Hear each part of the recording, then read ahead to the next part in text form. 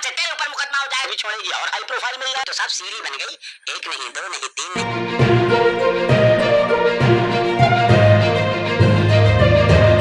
इन दिनों social media पे काफी ज्यादा वायरल हो रही है एसडीएम ज्योति मौर्य और उनके पति हस्बैंड जो है आलोक मौर्य के बारे में काफी ज्यादा सोशल मीडिया पे चर्चा हो रही है। लेकिन मैं आपको बताते चलूं कि सुप्रीम कोर्ट के वकील जो बहुत बड़े वकील है एपी सिंह, उन्होंने एसडीएम ज्योति मौर्य के बारे में क्या कुछ बोले हैं सब कुछ बताएंगे आपको इस वीडियो में। उससे पहले मैं आपको बता दूं कि एसडीएम ज्योति मौर्य जो है उनका पति आलोक मौर्य जो थे उनके साथ पति पत्नी का रिश्ता था। ये दोनों शादीशुदा थे।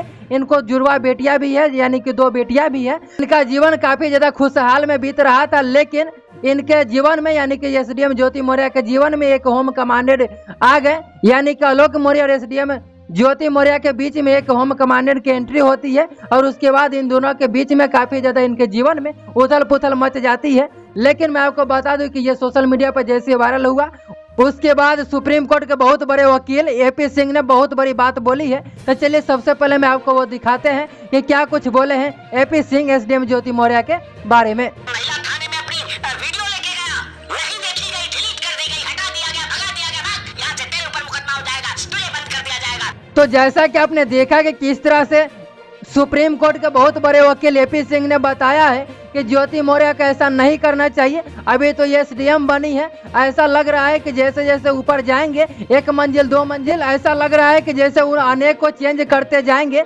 ऐसा एपी सिंह ने बोला है। सुप्रीम कोर्ट के बहुत बड़े वकील बोले। आप लोग की क्या राय है इस वीडियो को देखने के बाद? अपनी राय को कमेंट बॉक्स में जरूर बताइएगा।